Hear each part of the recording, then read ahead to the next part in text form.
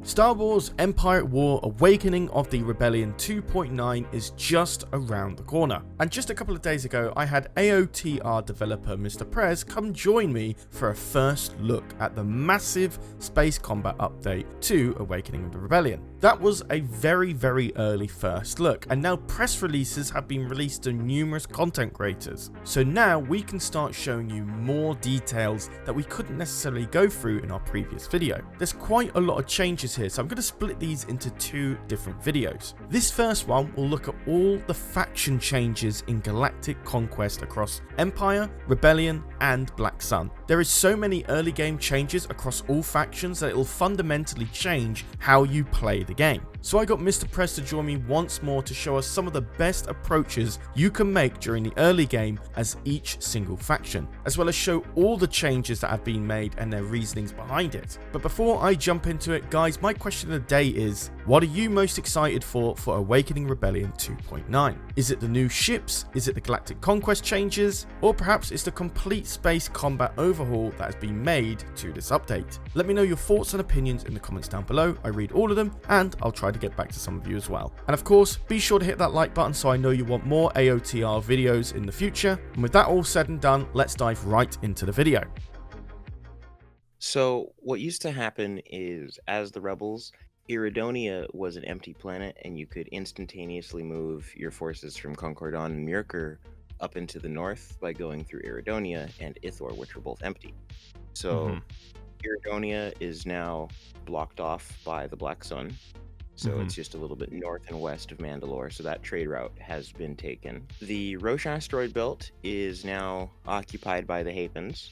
So if you want to be able to use that and establish the Rebel Highway, you have to blow through the asteroid belt. Some planets have been shifted around very minorly, just so that players can't retreat their way across the galaxy. Because the issue that we found before was that players could very quickly get a mothball going, like I'm talking be in the core and have Coruscant by week 7 as the Rebels.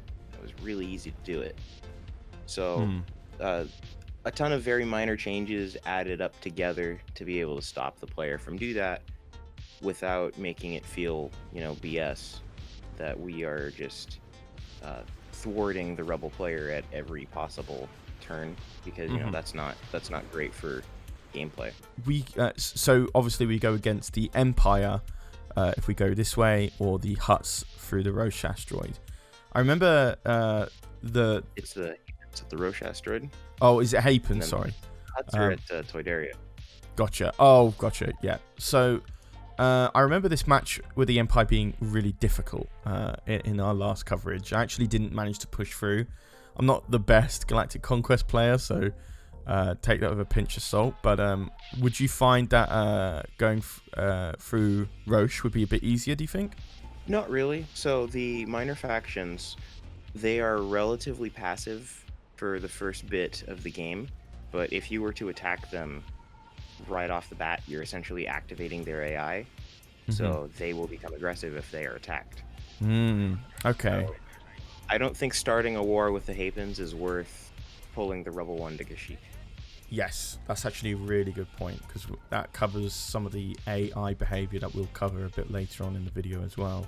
Okay, no, that's actually a really, really good point. So we probably want to, because it's not really feasible, I think, to go through Hapes through the center here. So probably going against the Empire to bring our fleets back to Kashyyyk probably would be the smartest move, I suppose. What would you recommend? Would there be any changes to moving fleets from Mon Cala out into nearer to the deep core, or has that changed in any way, or does that kind of like stay the same with 2.8? So before, what could happen is you could actually take all of your forces from the north, you could attack Mandalore, and then you could retreat, and then they all would regroup at Concordon. So we changed that now, so now they go back to the north and regroup at Yavin. I see. You can't just simply skip over this Black Sun buffer and beeline it for the core.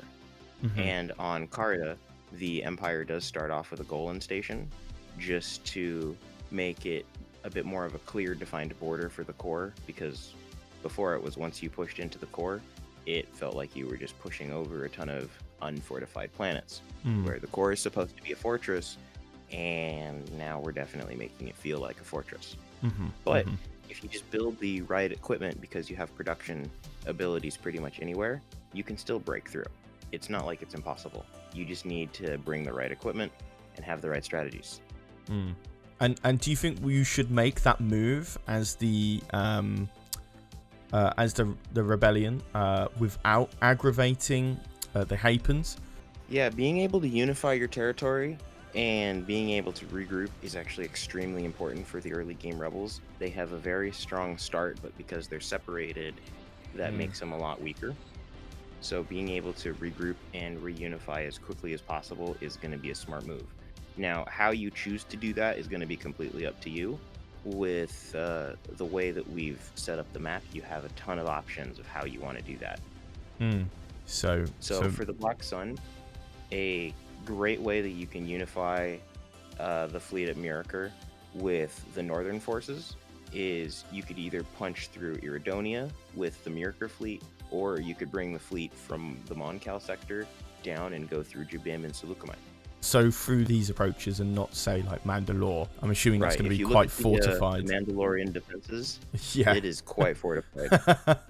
Okay, yeah, so definitely on the outskirts then. Okay, for the Empire in Galactic Conquest, it's a little bit different in the sense that most of our planets are in the deep core here, and then you've got like Sullust and Yagminor and the Moor in Kessel. You should theoretically be able to defend a lot easier with being able to build capital ships almost right away, surely, unless like the AI comes in with an even heavier fleet than you know compared to version 2.8. So it all depends on how you deploy your units. The more units you have in an area, the AI is less likely to attack it, because the AI is searching for weak points. What's something that they can take from you right away? So if Kessel's the border world that you want to protect, fortify Kessel. Now, the big thing that's changed with the Empire's early game is Intersection 2 and Intersection 3 have gone to control of the Black Sun. And the reason why this was done was to make it harder for the Imperial player to essentially just retreat their southern forces and abandon the south. So Intersection 2 and 3 were Empire held at the beginning in 2.8. Yes, oh, okay. Empire held. Right, I see. However, to compensate for this, we actually increased the defensibility of the south by giving Aridu a Golan 2 to start on top of its defense fleet, and then Sullust a Golan 1. So those two planets you'll be able to have a lot easier time holding. Yeah, I see that. Because you are abandoning merging your fleets with Intersection 1 all the way down to Iriadu, with Section 2 being lost. The south is a very credit-rich area, so we didn't want it to be steamrolled right off the bat. So, with all your planets in the deep core, where would you recommend start pushing out to? Would you go towards the east against the Rebellion, or would you recommend going down south and taking down the Black Sun's like nest of planets down in the Outer Rim? Where would you recommend? I would recommend your forces in the core. I would send them north, more into the Ord Mantell Iridonia area, just because that's going to sever Black Sun supply lines right away, and that's the biggest one that they have. So it's a great way to cripple them. Basically, they're connected from Ilum all the way to Jabim, meaning they have trade routes that they're profiting from, and they can move their forces freely within that territory. So if you can restrict them right off the bat, it'll make it a lot harder for the Black Sun. Gotcha. Okay, yeah. So they've got a full connection all the way from the west to the east. Okay, that's a good point. But I will say the Empire does get some a very interesting reason to go up there, and I won't say why. Okay, interesting. We'll look forward to that when the full version comes out, hopefully very soon. Do we have a date for that, still yet, or is that still? Not yet, but I will say we'd be looking in terms of weeks, not months. I will say that. Okay, interesting. Well, you heard it here first, folks. Awesome. So let's move on to the Black Sun changes. So for the Black Sun, we have, as mentioned, Ilum covering all the way to Jabim for the outer rim here. We've got one planet all the way up in the north. I don't know how we're going to be able to defend that. And then we've got a whole nest of planets in the outer rim here. So how... Oh, and we've also, as you mentioned, intersection 2 and 3 now gone to the Black Sun. That's actually quite a powerful move to make. That gives a lot of power to the Black Sun, don't you think? Like, in terms of being able to group all of our fleets from Fondor all the way to like intersection 3. How does this change the early game for Black Sun Galactic Conquest? So Black Sun is all about asymmetric warfare. Now, using the corruption system, what it's doing is it's giving you the ability to strike anywhere.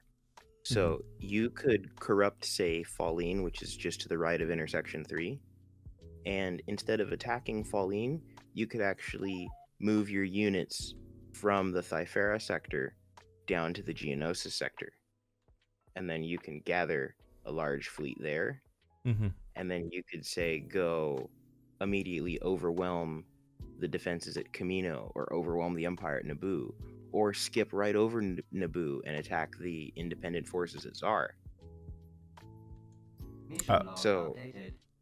Using the corruption system and having more territory to start out with, it makes it easier for you to strike anywhere without having to spend as much money spreading corruption. However, Black Sun units are, generally speaking, weaker than Rebel and Imperial units, so you will need a lot of them. Okay. How does the space station, like building capital ships right at the beginning of the campaign, how does that benefit the Black Sun here? Because I'm seeing a lot less options. But still, the Providence and Venator, which is what you can build off of that base, they are not as strong as an Imperial Star Destroyer, for example. No. Yeah. So, pound for pound, it's going to be hard to beat an enemy like the Empire. But you can have 2 Providences for, the price of almost 1 ISD. Yeah. So that's your trade-off. Your units are cheap, they're spammable, and they don't take a whole bunch of pop cap compared to their Imperial and Rebel counterparts. Now that you've given Black Sun intersection 2 and 3, it should be a lot easier to gather those fleets into a large push at Falleen or Naboo to reconnect them to Tatooine and Geonosis. Yeah, and I guess while we're here, I might as well mention this. As you can see, the planet Zar is owned by a faction that's colored white. So what we've done is we've taken the independent forces, which if you play random campaigns, you're more than familiar with them. These are the ones that are randomly generated. And planets that were story locked in the Rebel or Empire campaign, because the Black Sun currently doesn't have a storyline, instead of making those planets immediately available, what we've done is we've put independent forces on there. So whatever you fight on there is completely randomly generated, and it's going to change every time you load up this campaign. Interesting. So, and that doesn't take into consideration difficulty. That could be a huge fleet, or it could be a really minor fleet. It does take difficulty into consideration. On difficulty level, as it works right now, it scales the amount of units and stations and all that good stuff based on difficulty. So expert being our hardest difficulty would give you more stuff to fight versus normal, which is our lowest difficulty, which would give you less stuff to fight. Now, that's just how it works right now. The feature is still work in progress, so that could change on public release. Okay, gotcha. But that's actually a really interesting point to make there, because I'm assuming like planets like Endor is going to be quite important for the Black Sun. So pushing into Endor, as like you said with Zar, that that could be an easy feat or a really difficult one, no matter what like difficulty you've chosen, I'm assuming. Right. So that's kind of nice with the randomly generated units. Definitely adds an interesting touch that you don't see with the Rebellion and Empire factions, for sure. So the Black Sun has a lot of the control choke points. That's what I was looking for.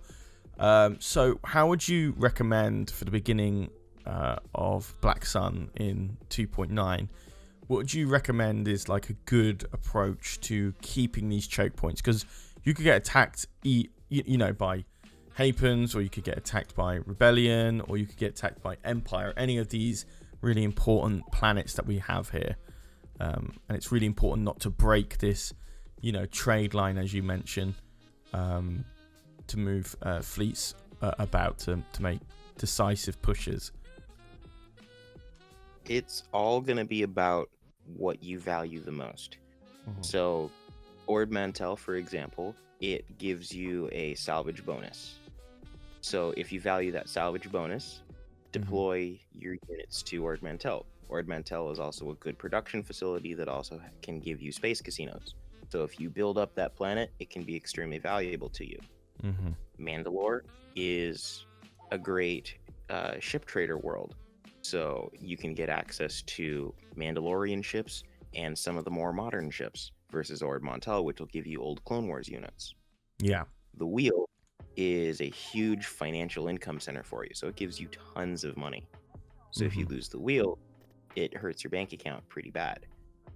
Now, realistically, if you were playing on Expert, it would be very difficult to be able to maintain this trade route just because the AI wants to reconnect its territory, and it's going to want to reconnect through your territory. So the Black Sun does start off with a lot, but they also start off with a lot of pressure. But you can also use the corruption mechanics to make preemptive strikes. You can put on sabotage corruption, and you can also skip around, try and use your Black Sun presence to basically watch enemy territory, see where they're building up, and hit them before they become a problem.